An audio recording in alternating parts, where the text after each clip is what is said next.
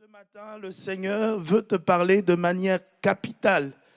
Dieu a un message important pour toi. Ainsi parle l'Éternel qui t'a créé, ô Jacob, celui qui t'a formé, ô Israël. Ne crains rien, car je te rachète, je t'appelle par ton nom, tu es à moi. Si tu traverses les eaux, tu ne seras, et si tu traverses les eaux, je serai. Amen. Et les mers, ils ne te submergeront point. Si tu marches dans le feu, tu ne te brûleras pas. La flamme ne t'embrasera pas. Car je suis l'Éternel, ton Dieu, le Saint d'Israël, ton Sauveur. Je donne Égypte pour ta rançon. Amen. Je donne Égypte pour ta rançon. Ça veut dire à cause de toi, Jacob, je suis capable de donner un peuple. Amen. C'est des éléments très importants dans ma vie chrétienne et dans ma vie de ministère. C'est des choses ancrées en moi et que le Seigneur me demande de partager en ce matin avec l'Église. Amen. Il dit, à cause de toi, je donne l'Égypte, un peuple, une puissance, une armée, à cause de toi. Il ne dit pas à cause de vous, à cause de toi. Amen. À cause de toi. À cause de toi, je suis capable de donner un peuple en rançon. Amen. L'Éthiopie et Saba à ta place. Il ne donne pas seulement l'Éthiopie, mais il donne la reine de Saba avec. Celle qui a les richesses, celle qui a des moyens, à cause de toi, il est capable de donner. Il faut passer à une autre dimension de la foi. Je suis en train de te dire, tu n'es pas pareil comme tout le monde. Beaucoup de chrétiens pensent que nous sommes tous pareils. Non, c'est faux. Nos valeurs ne sont pas les mêmes. Même dans un troupeau, dans une bergerie, chaque brebis a une valeur différente. Chaque brebis a un poids différent. Ces choses doivent nous enseigner. Et quand ta dimension de foi est comme ça, ta manière de te voir même, ta manière même de servir Dieu n'est plus pareille. Quand j'ai commencé à méditer et le Seigneur m'a enseigné cet enseignement, ma manière de servir Dieu a totalement changé. J'ai compris que j'ai de la valeur à ses yeux. Et ma valeur, c'est toute une nation, c'est toute une puissance. Ma valeur, c'est tout un peuple, c'est un règne, c'est une royauté que Dieu est capable de donner à ma place. Et quand tu comprends cela, ton engagement et ton service avec Dieu n'est plus pareil. Vous voyez, dans ce message, il commence d'abord par dire Jacob. Et après, il dit Israël. Il y a une différence entre Jacob et Israël. Jacob, c'est le fils de sa maman. Hein? Celui qui restait à côté de sa maman et qui a trompé son papa Isaac pour prendre la bénédiction, pour voler la bénédiction de son frère. Et quand il a volé la bénédiction de son frère, il n'était pas capable de faire face à son frère. Mais c'est un homme qui était constamment en fuite. C'est pour cela que vous allez voir, il va fuir son frère, il va rencontrer Dieu à Péniel. Et lorsqu'il rencontre Dieu, c'est là où il voit le ciel ouvert, il voit les anges monter et descendre. Et quand il voit cela, il dit, le lieu où je suis est terrible. Et il fait un vœu à Dieu. Et il rentre dans la maison de Laban. Quand il rentre dans la maison de Laban, il est jeune. Il n'est pas marié, il n'a pas d'enfant, il n'a pas de travail. Il fuit tout seul. Ça veut dire que c'est un peureux. Il n'est pas capable de faire face à un nombre de situations. OK? Et vous allez voir que dans la maison de Laban, il va vivre un nombre de choses. Et c'est ce que le Seigneur m'a demandé d'enseigner ce matin. Dans la maison de Laban, Genèse chapitre 31. Est-ce qu'on peut le projeter? Genèse chapitre 31.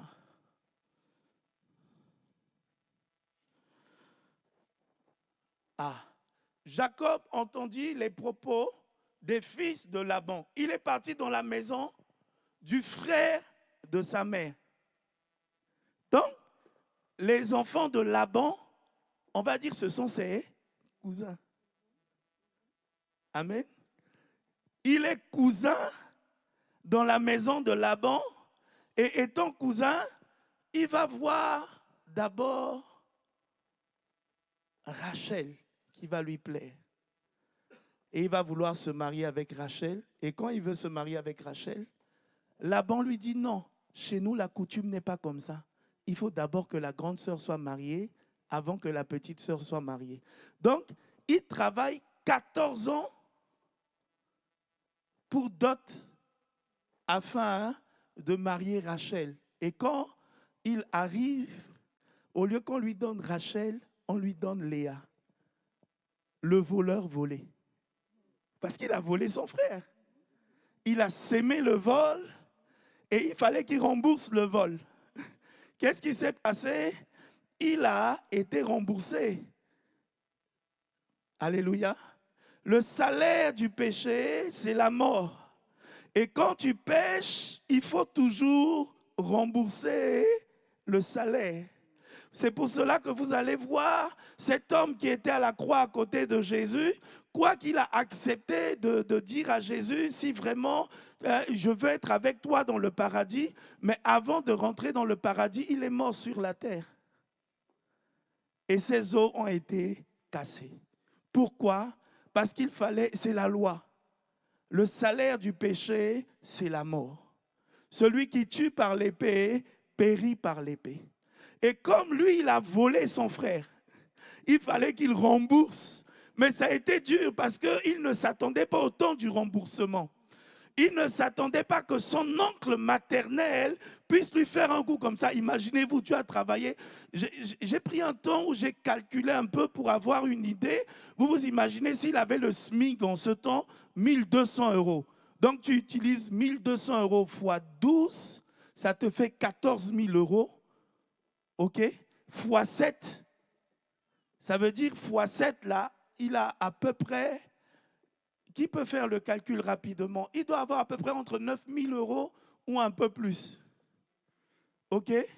Non, 14 000 fois 7, non, ça fait 90 000 euros. Tu imagines? Son oncle maternel lui a volé 90 000 euros. Bon, 91. Donc moi, j'ai été en dessous. OK? Ça veut dire la dot qu'il devait payer pour Rachel était 91 000. Et son oncle va lui voler ça. Au lieu de lui donner Rachel, il va lui donner Léa.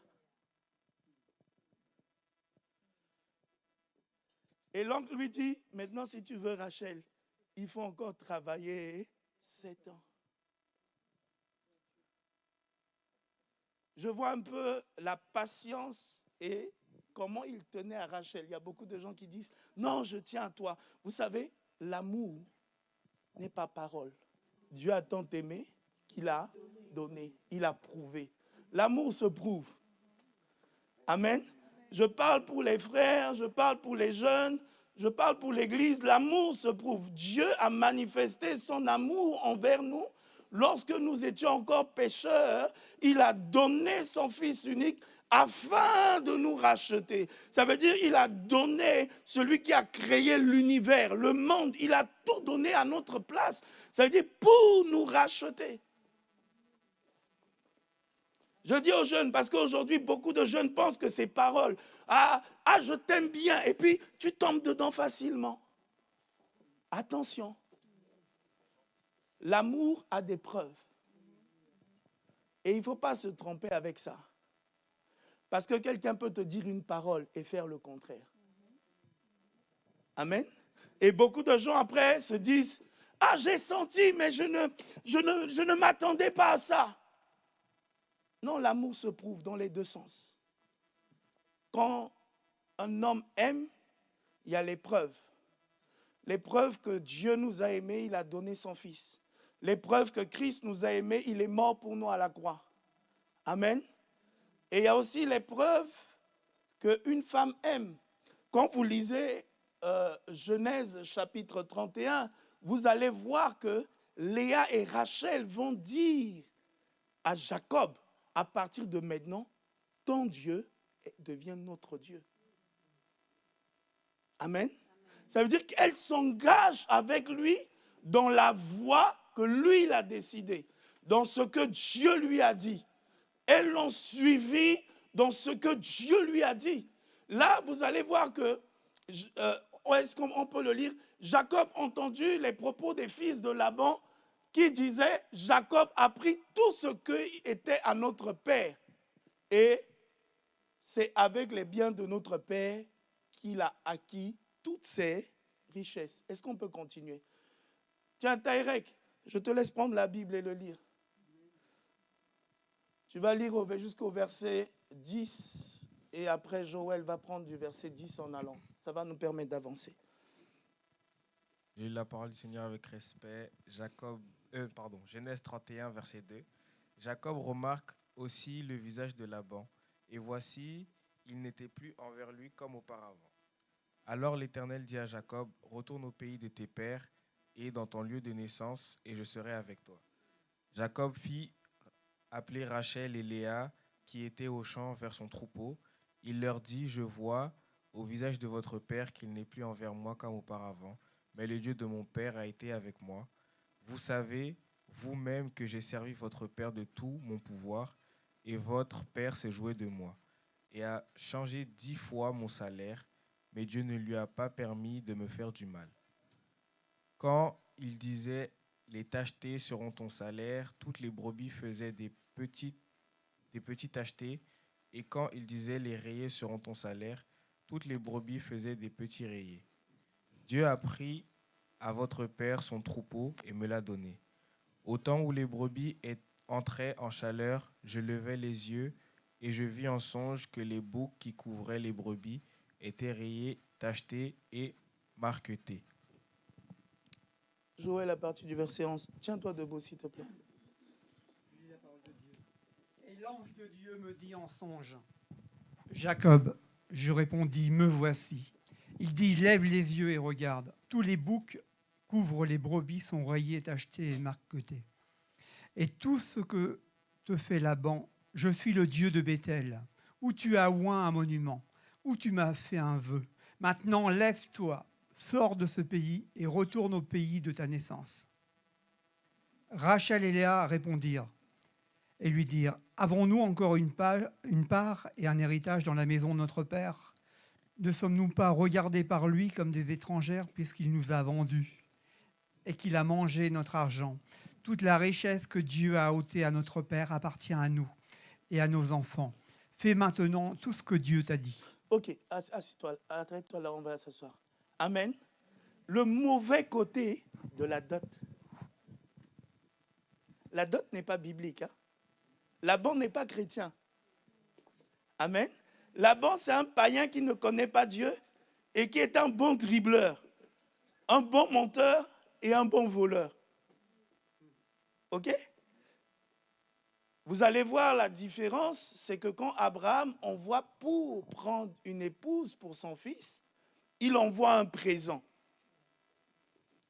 Il envoie un présent, son serviteur, avec un présent qui coûte de la valeur. Et un jour, Dieu m'a fait asseoir et Dieu m'a enseigné cela. Dieu m'a dit, regardez.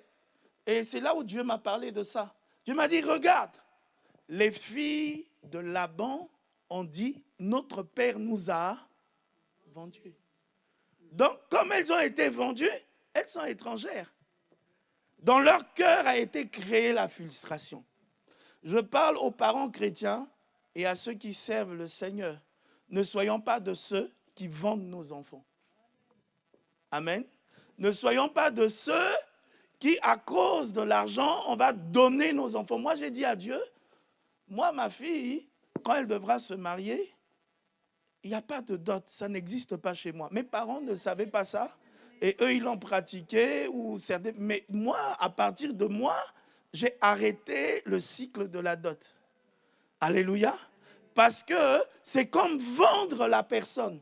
En disant ça, je ne dis pas qu'il ne faut pas donner de présent. Il faut bien me comprendre. Parce que certains chrétiens vont écouter ça, ils vont dire, le pasteur a dit, on ne donne pas de dot, donc tu viens me prendre gratuitement. Je n'ai pas dit ça. Je n'ai pas dit ça. Amen. Parce qu'aujourd'hui, ça existe. Des jeunes filles qui quittent la maison de leur père sans que personne ne se présente, sans quoi que ce soit, ils font l'amourette au coin de la rue et ils décident un bon matin de partir chez le gars. Et après, ça devient des problèmes, des difficultés. Ça ne se passe pas comme ça. Amen. Donc, nous qui sommes des hommes et des femmes de foi, qui marchons d'après la parole, qu'est-ce qui s'est passé? Le serviteur est parti voir les parents de Rebecca. Et la Bible dit qu'il a emmené des présents. Et il a donné les présents aux parents de Rebecca et aux frères de Rebecca. Des présents là. Je ne suis pas en train de te dire, tu vas aller marier ta femme, tu prends pacotille et tu lui donnes. Tu donnes à ses parents. Non. Il faut avoir de la considération pour la personne avec qui tu veux t'engager. Le Seigneur, pour nous gagner, pour gagner l'Église qui est l'épouse de Christ, a donné son Fils unique. Ça veut dire ce qui lui coûtait cher. Je suis en train de te dire que ça te coûte. Parce que certains frères vont dire non, le pasteur a dit ça, donc ça ne nous coûte pas. Je vais acheter une bague de l'autre côté à 150 € et je mets à tes doigts et puis c'est bon. Non, ce n'est pas ce que j'ai dit. Ça doit te coûter. Amen. Ça a coûté au Seigneur de donner son Fils pour nous racheter. Ça doit te coûter. Marie, aimez vos femmes comme Christ a aimé l'Église et s'est donné lui-même. Donc, on ne peut pas aimer sans se donner soi-même. Amen. On ne peut pas aimer sans se donner soi-même. Et quand on se donne soi-même, ça veut dire que ton corps ne t'appartient plus. Donc, normalement, quand tu es un homme, ta manière de t'habiller doit plaire à ta femme. Parce que ton corps ne t'appartient plus. C'est ce que la parole de Dieu dit. Ton corps appartient à ton épouse et le corps de ton épouse t'appartient. Ça veut dire que, frère, la parole de Dieu dit, même quand tu veux jeûner, il faut que vous vous entendez. Amen. Alléluia. C'est important. C'est important. Nous revenons sur ces choses parce que ces choses sont importantes dans la marche. Les filles de Laban se sont senties trahies par leur père. Elles ont dit, il nous a vendus. On n'a plus rien à voir avec eux. Il ne nous a pas considérés. Il nous a pris comme de la marchandise. Souvent, quand je discute ce sujet avec mes aînés dans la foi, ils évitent ce sujet. Bon, là, je suis libre, je peux parler. Je sais que personne ne va me dire. Mais je sais que dans certains milieux, quand on parle de ce sujet, quand tu vas sortir de l'église, on va t'attendre à la porte pour te demander des comptes. Mais je veux que nous soyons clairs, parce que la marche de notre destinée, la Bible dit quoi? Dieu a ôté les richesses de Laban, le voleur. Dieu a enlevé les richesses du voleur et a donné à Jacob. Ça veut dire que Dieu est capable d'enlever des richesses et de te donner. Et quand nous voyons cela, nous voyons comment Dieu a procédé. Dieu a commencé à visiter Jacob dans des songes. Dieu a commencé à lui dire des choses qui allaient venir. C'est pour ça qu'il est important de considérer les songes. Amen. Beaucoup de chrétiens ne considèrent pas les songes que Dieu leur donne. Si je pose une question, qui a un cahier qui note ses rêves? Ok, super. Normalement, c'est nous tous. Amen. Pourquoi noter les rêves? Parce que quand tu te réveilles, tu te rappelles de ça. Mais après 2 jours, tu ne te rappelleras plus de tout. Après 3 jours, tu ne te rappelleras plus de tout. Après 1 mois, tu ne te rappelleras plus de tout. Lorsque tu notes tes rêves et que tu commences à prier par rapport à cela, lorsqu'elles sont négatives, elles ne se réalisent pas. Mais lorsqu'elles sont positives, elles se réalisent. Vous savez, le secret de l'enrichissement, c'est la vision. Amen. Dieu a montré à Jacob la stratégie, comment prendre ce qui est à Laban. Dieu lui a dit, fais-toi un drap, t'acheter et tu mets devant les brebis.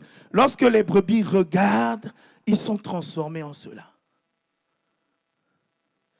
Et la parole de Dieu nous dit quoi? Médite la parole jour et nuit, ainsi tu réussiras. Ce que tu regardes, là où tu poses ton regard, là où tu poses tes pensées, c'est par rapport à ça que Dieu agit dans ta vie. C'est très important.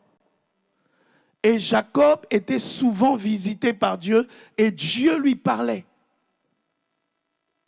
Vous savez, même quand tu ne connais pas encore le Seigneur et que tu es encore peut-être étranger aux choses de Dieu, Dieu peut commencer à te préparer en te montrant un nombre de rêves, un nombre de visions. Et il faut commencer à considérer cela. Parce qu'après, tu te rends compte que tout ce que le Seigneur m'a montré, c'est ce qui se réalise. Ça veut dire quoi? Ça veut dire qu'il faut prendre en considération tes rêves. Il y a des choses que Dieu t'a montrées avant que le temps n'arrive. Dieu a montré à Jacob avant que le temps arrive.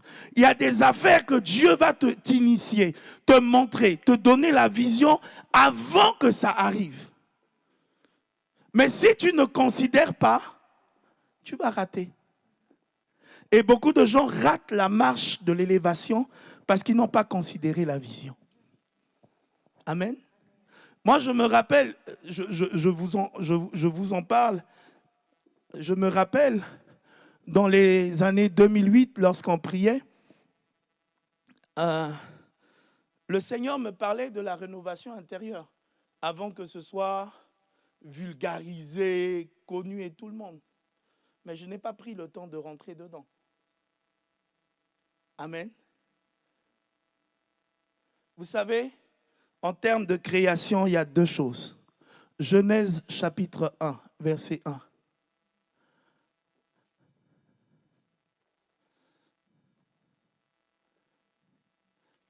Au commencement, Dieu créa les cieux et la terre. Les cieux, c'est ce qui est invisible. La terre, c'est ce qui est visible. Amen. Au commencement, Dieu crée deux choses. Dieu crée ce qui est invisible et ce qui est visible. Et le verset que tu as vu tout à l'heure, verset 19, ça dit quoi?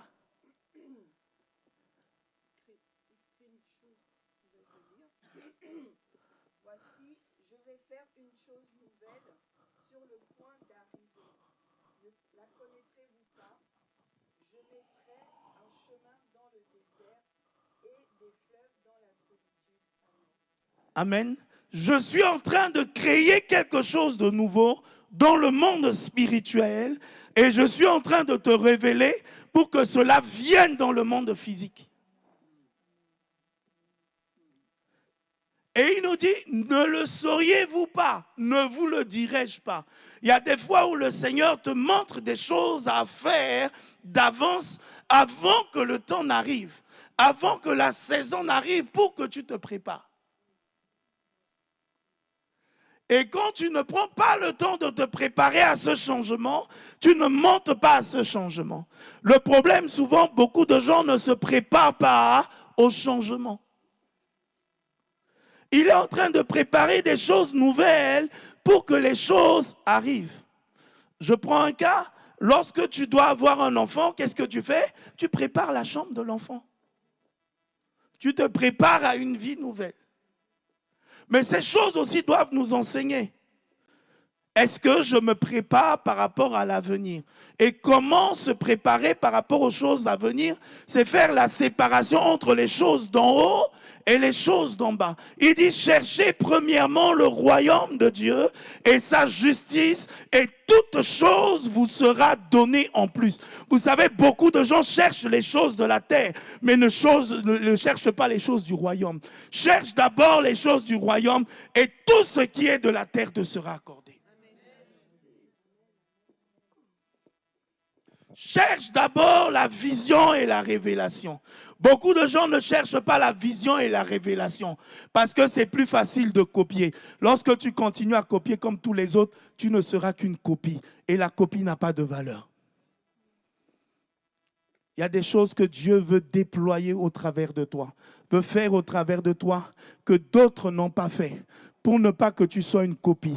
Dans la pensée de Dieu, il ne t'a pas créé pour que tu sois une copie. C'est pour ça qu'il dit à Jacob, je t'ai créé dans le ventre de ta mère. Je t'ai créé pour de grandes choses. Je t'ai créé pour un nombre de choses. Ne sois pas une copie. Amen. Et quand on lit le texte, vous allez voir, l'un des épreuves de Rachel, c'est qu'en fuyant son père, elle a pris le Dieu de son père et elle est partie avec. En prenant le Dieu de son père, le père a continué à la poursuivre. L'une des choses qui ralentit la marche dans la destinée, c'est de garder les dieux des parents. Amen. Rachel a gardé les dieux des parents et son père a pris ses frères, ils ont commencé à les poursuivre. Après 3 jours, ils les ont trouvés et ils les ont arrêtés, ils les ont bloqués. Ils ne pouvaient plus rentrer dans leur marche. C'est pour ça que la parole de Dieu nous dit de ne pas vivre selon nos parents.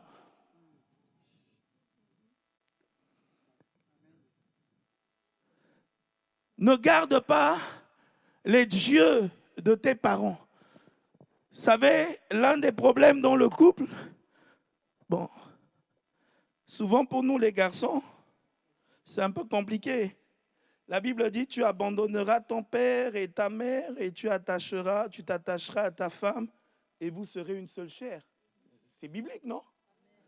Mais si ta femme prépare et que tu dis à ta femme, je veux que tu me prépares la nourriture de maman. Donc tes pensées sont encore avec? Amen. Ah, mon père ne faisait pas comme ça. Mon père faisait autrement. Non, ton mari n'est pas ton père. Et ta femme ne sera pas ta mère. Amen. Et c'était là l'un des problèmes que Jacob, c'est pour ça que quand vous lisez, vous allez voir chapitre 32, Dieu l'a visité et Dieu lui a dit, tu ne t'appelleras plus Jacob, mais tu t'appelleras Israël. Je change ton nom, je change ton identité, je change ton caractère. Tu ne seras plus un homme qui fuit, mais tu seras un homme qui résiste. Parce qu'il est parti de chez ses parents en tant qu'enfant, en tant que fils. Il n'a jamais voulu devenir un homme. Il avait toujours la mentalité de fils, de fils, de fils. Et il fallait que Dieu le visite et lui dise, non, tu n'es plus fils, tu es devenu homme. Ne reste pas dans la mentalité de fils. Le royaume de Dieu appartient aux violents. Et c'est les violents qui s'en emparent. Un homme, c'est quelqu'un qui a le caractère. C'est quelqu'un qui est décisif. C'est quelqu'un qui veut. C'est quelqu'un qui saisit. La Bible dit, Dieu bénit l'homme et la femme. Et Dieu leur a dit qu'ils dominent. Amen. Il leur a donné des caractères. Ça veut dire que quand tu arrives à un certain niveau, il y a un nombre de caractères qui doit être lié à ta vie. Quand tout à l'heure on disait si quelqu'un peut adorer en notre nom, j'ai vu aucun frère. Non, nous sommes des hommes, nous ne sommes pas des timides. Amen. Nous sommes des hommes. Nous ne sommes pas des timides. Au fait, il ne faut pas faire la fausse humilité. La fausse humilité, c'est qu'à la maison, je prie beaucoup, mais lorsque j'arrive devant tout le monde, je me fais petit. Non, ça, c'est la fausse humilité. Et ça bloque beaucoup de gens. Il fallait que Jacob écoute la voix de Dieu et quitte le milieu dans lequel il était et qu'il passe à un autre niveau. Il y a une autre destinée pour toi et pour moi. Il y a un autre niveau pour nous. Il y a d'autres choses qui se préparent pour nous en avance. Nous devons nous préparer en conséquence. Nous devons commencer à être des hommes et des femmes décidés. Des gens qui ont le caractère décisif parce que le royaume de Dieu appartient aux violents. Et c'est les violents qui s'en emparent. Ça veut dire dans le monde spirituel, c'est des violents qui s'en emparent. Ça veut dire que quand on prie là, ça doit être des prières de violence. Moi, souvent, avec mes amis, quand on se trouve entre nous et qu'on prie, c'est les battles. Ça veut dire que personne ne va laisser l'autre prier plus que lui. Moi, quand je prie, ma mentalité, c'est comme si on est en train de courir. Et la couronne appartient à celui qui arrive en premier. Amen. Pourquoi dans Apocalypse, il est dit, il criait d'une voix forte. Pensez un peu. Pourquoi dans Apocalypse, il dit ça? C'est qu'au ciel, ça fonctionne comme ça. La parole de Dieu dit dans Psaume, je criais à l'Éternel et il m'entendit. Il dit, invoque-moi, je te répondrai, je te révélerai. Donc si je n'invoque pas, si je ne crie pas vers Dieu, si je ne pousse pas vers Dieu, c'est ça la mentalité du royaume. Amen. La mentalité de celui qui veut acquérir, la mentalité de celui qui veut posséder, la mentalité. Et les filles de Laban ont dit, à partir d'aujourd'hui à Jacob, nous ne sommes plus les filles de notre père. Nous devons rentrer dans l'héritage et la richesse que tu as. J'ouvre une parenthèse. L'héritage et la richesse que Dieu donne à ton conjoint sont à toi. Mais il faut avoir la mentalité de rentrer dedans. Amen. Et cette mentalité, c'est deux fois d'accepter de se séparer. Il ne faut pas être une fille qui discute tout le temps avec maman, qui est toujours la fille de maman. Si tu as la mentalité de la fille de maman, tu resteras toujours fille. Amen. Proverbe 31, la femme vertueuse, la femme vertueuse, c'est celle qui est sage, qui bâtit sa maison. Amen. Elle bâtit. Il faut être de celles qui bâtissent leur avenir. Être de celles qui bâtissent leur devenir. Être de ceux qui progressent, qui ont une autre mentalité. Ma prière aujourd'hui en sortant de ce moment, que Dieu nous donne d'avoir la vision des choses nouvelles. Nous sommes en train d'aller vers une nouvelle année. Passe à une vision nouvelle, que les choses anciennes soient passées et que toutes choses deviennent nouvelles, que tu rentres dans une autre dimension, que tu rentres dans une autre richesse, que tu rentres dans un autre déploiement, que tu rentres dans une autre grâce, que nous passons ce cap-là. Et Dieu va visiter Jacob pour lui dire, à partir d'aujourd'hui, tu ne t'appelles plus Jacob. Jacob, c'est tout ce que son père lui avait dit, voleur. Vous imaginez un bon père, chaque matin quand il appelle son fils quand il se regarde dans le miroir, son fils s'appelle voleur. Donc chaque matin, voleur, voleur, voleur. Le fils même a travaillé l'idée de vol. Et il a commencé à développer les stratégies de vol. Mais il a oublié que tout se paye ici-bas. Amen. Soyons de ceux qui grandissent avec Dieu. Soyons de ceux qui avancent avec Dieu. Soyons de ceux qui nous débarrassons des choses anciennes pour aller vers des choses nouvelles. Soyons de ceux qui nous débarrassons des pensées que nos parents nous ont données, des coutumes que nos parents nous ont données, d'un nombre de choses que nos parents nous ont données pour aller vers des choses nouvelles. Je bénis le Seigneur parce que lorsque je préparais ce message, Dieu me disait, merci, Dieu me disait, soyons de ceux qui ont la vision du monde. Allez, faites de toutes les nations des disciples. La vision du monde actuel où nous sommes en train de passer, chaque nation essaye de faire le nationalisme. Mais quand tu fais le nationalisme, tu n'es pas mondial. Or, lorsque tu es mondial, tu es au-dessus du nationalisme. Que ceux qui ont les oreilles pour entendre, entendent ce que l'Esprit dit à l'Église. Amen. Alléluia. Soyons de ceux qui ne regardent pas à la couleur de peau, qui ne regardent pas à la nation de l'autre, mais nous sommes un seul peuple, nous sommes une nation. Et l'Église, elle est forte. C'est parce qu'on parle de l'Église, on parle de Bethel, et Bethel, c'est un lieu redoutable. Tu dois être redoutable, je dois être redoutable. Et notre force, c'est l'unité de l'esprit. Notre force, c'est l'unité d'un seul cœur. Notre force, c'est l'unité dans la prière. C'est capable de faire renverser les choses de ce monde. C'est capable de nous positionner à un niveau où personne ne peut accéder. Nous sommes un royaume de sacrificateurs. nous sommes une nation. C'est-à-dire que quand nous sommes comme ça, nous sommes une nation. Nous ne sommes pas des nations. Nous sommes une nation. Et cette nation, elle n'est pas là. Nous sommes nés dans un lieu, mais nous ne sommes pas liés au lieu.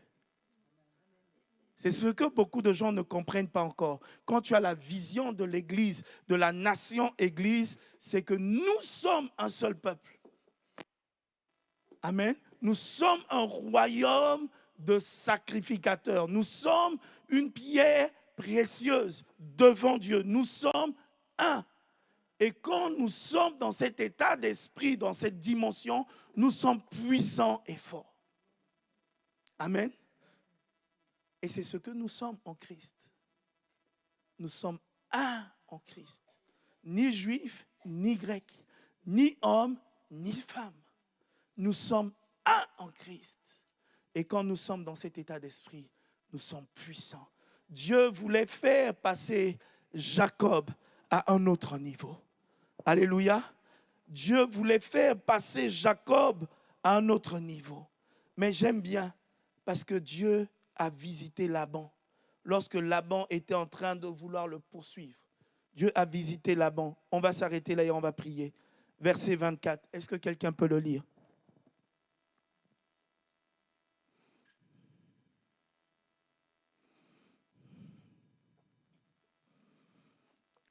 Verset 24. 31, verset 24.